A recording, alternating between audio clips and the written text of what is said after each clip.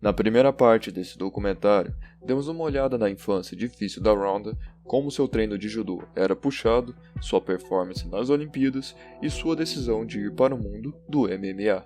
A princípio, a mãe de Ronda e seu time não gostaram da ideia. MMA era um esporte que sofria, e ainda sofre, muito preconceito que é vale tudo, que é uma luta suja e que era muito violento. Se a sociedade tinha essa visão, com homens fazendo isso, imagina com mulheres.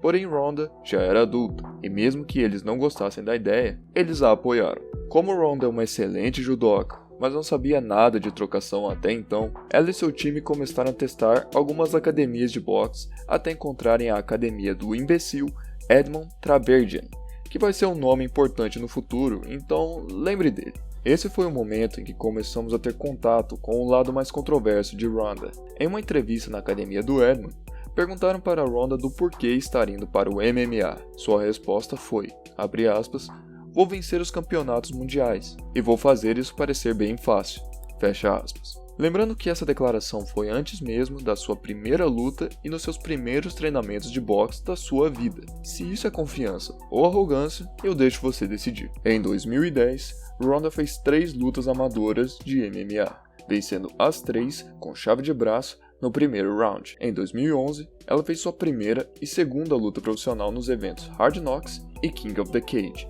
vencendo as duas com a chave de braço no primeiro round também. Por conta dessas vitórias tão dominantes e tão rápidas, o hype em cima da Ronda já era bem alto entre os fãs de MMA. Por conta disso, no mesmo ano ela assinou com o Strikeforce, que era a maior empresa de MMA que continha mulheres na época. Lá, ela encontrou sua futura arquirrival e a campeã da época, Miesha Tate. Ao chegar no Strikeforce, Ronda venceu suas 2 primeiras lutas. Sabe como?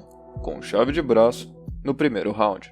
Isso foi o suficiente para Ronda desafiar a campeã Miesha Tate. Miesha sentia que a Ronda não merecia a luta pelo cinturão, já que ela só tinha 2 lutas na organização e que ela só recebia suas oportunidades porque ela era bonita, que as mulheres que ela venceu não eram tão boas assim e que ela estava mais preocupada em se promover do que promover as mulheres no esporte. Você pode achar que essa atitude foi um tanto babaca, mas não é como se a Ronda fosse só uma vítima.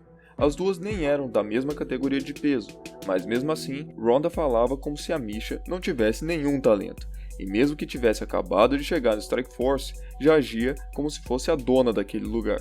Esse disse-me-disse entre as duas gerou uma certa polêmica na época. Então, vendo que seria uma situação bem lucrativa, uma luta entre as duas acabou sendo arranjada. E como em qualquer luta, uma coletiva de imprensa foi feita. Nessa coletiva, tivemos mais algumas demonstrações da personalidade de Ronda. Quando perguntaram se ela tinha algum respeito em relação a Miesha, sua resposta foi, abre aspas, sim. Ela é campeã por um motivo, mas eu não tenho muito respeito pela inconsistência dos comentários dela. Um dia ela fala, eu respeito sua medalha olímpica, e no outro dia ela diz que a medalha não é legítima.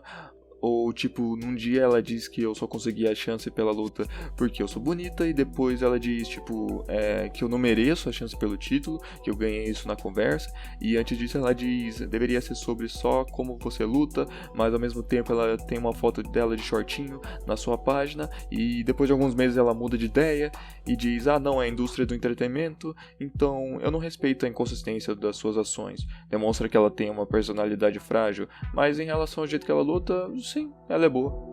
Fecha aspas. Pra ser totalmente justo, é bem documentado que a Miesha achava que a Ronda não merecia uma luta pelo cinturão, mas eu não consegui encontrar nenhum comentário dela em relação à medalha olímpica, ou sobre não poder ter fotos mais sensuais em suas redes sociais. Pode ter sido uma falta de pesquisa, mas conhecendo outros momentos da Ronda, eu acredito que isso é mais exagero do que qualquer coisa. Mas essa situação demonstra o quanto a Ronda levou isso pro pessoal. Eu sei que os comentários da Miesha não foram legais, mas fazer provocações faz parte do jogo. Eu sei que a Ronda entende isso, porque ela gosta de falar bastante, e ter uma atitude tão agressiva como essa não é a atitude de um profissional. Para você entender o que eu tô falando, Chael Sonnen fez comentários muito mais pesados ao Anderson Silva. Comentários como, eu vou a sua mulher e botar ela pra cozinhar pra mim.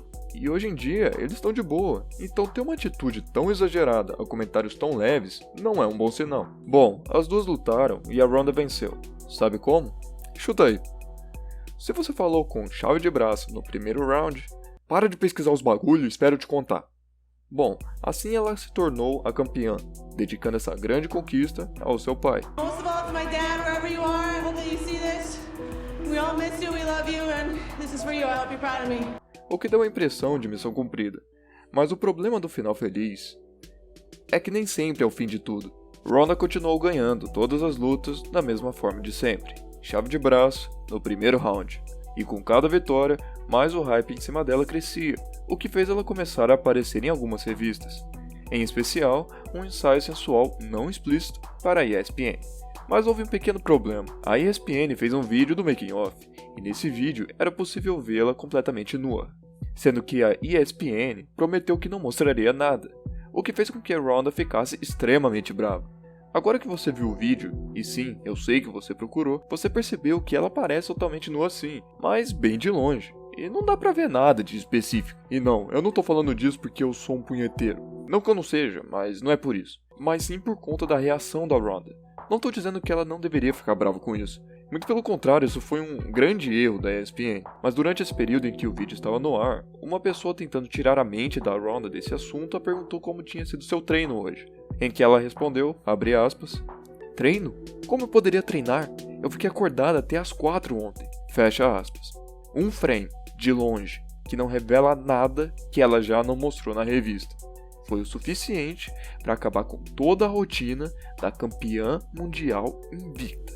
De novo, não tô dizendo que ela não pode ficar chateada com a situação, mas considerando que ela treina todos os dias desde os seus 13 anos, era esperado que ela conseguisse esquecer desse assunto pelo menos durante os treinos, ao invés de simplesmente abandoná-los de uma vez. Depois de um tempo, a ESPN tirou o vídeo do ar e acabou pedindo desculpas, então tudo certo. O Strikeforce não estava trazendo tanto público como antes, então a UFC, que era a dona do Strikeforce, decidiu fechar a empresa e trazer todos os lutadores, incluindo as mulheres, para o UFC. Um dos donos do UFC, Dana White, disse que o único motivo para ele trazer as mulheres para o UFC foi por conta da Ronda. What about the future of women in your sport? Ronda Rousey. Mesmo ele tendo dito no passado que nunca veríamos mulheres no UFC. UFC. When are we gonna see women in the UFC, man? Never. Estando na maior empresa de MMA de todos os tempos e tendo sua primeira luta na empresa posta no card principal, atrelado com a performance dominante, com aquele velho resultado em cima de uma excelente lutadora, Alice Carmouche, fez o hype em cima da Ronda crescer ainda mais. Revistas e comerciais estrelando a Ronda estavam por todo lugar. Então, vendo o tamanho do hype em cima dela, Dana White decidiu colocar a Ronda no The Ultimate Fighter, ou TUF. Para quem não sabe, o TUF é um reality show em que 16 lutadores não profissionais são divididos em duas equipes lideradas por uma estrela do UFC cada. Esses lutadores passam a viver na mesma casa, treinando com seus companheiros de equipe e lutando contra os lutadores da equipe adversária. Os vencedores de cada categoria de peso assinam um contrato com o UFC, e os treinadores de cada equipe se enfrentam em uma luta no futuro. O TUF é um programa muito importante, que já revelou muitas estrelas como Forrest Griffin, Michael Bisping, Nate Diaz, TJ Dillashaw, Thiago Marreta, Paulo Costa e entre outros. Porém agora haviam mulheres no UFC, então colocar as minas no TUF era mais do que esperado. E quem seria melhor para ser uma das treinadoras senão a Ronda Rousey, e a outra sendo a Cat Zingano, campeã de um outro evento de MMA feminino, o Invicta. Porém, houve um pequeno problema. A Cat Zingano acabou tendo uma contusão e não pôde participar do programa. Então, uma substituta era necessária. E a lutadora que entrou no lugar dela foi ninguém mais, ninguém menos que Miesha Tate. Tan, tan, tan! Eu sou bom com efeitos sonoros. E assim terminamos mais uma parte deste documentário da Ronda Rousey. Espero que você tenha gostado. Muito obrigado por ter chegado até aqui. E já que você já está aqui, considere dar um like para me ajudar, fazer um comentário, se inscrever, porque tá longe de acabar, né? Ainda falta muita coisa para ser dita. Então, se você gostou, fique tranquilo que vai ter muito conteúdo relacionado à Ronda e futuros documentários vão surgir sobre outras personalidades que me interessam. Então, é isso. Muito obrigado e tenha um bom dia. É só uma coisa bem rapidinha aqui, mas que é bem importante de eu falar, que sabe como é a questão dos 10 minutos para os anúncios? Então é isso. Obrigado.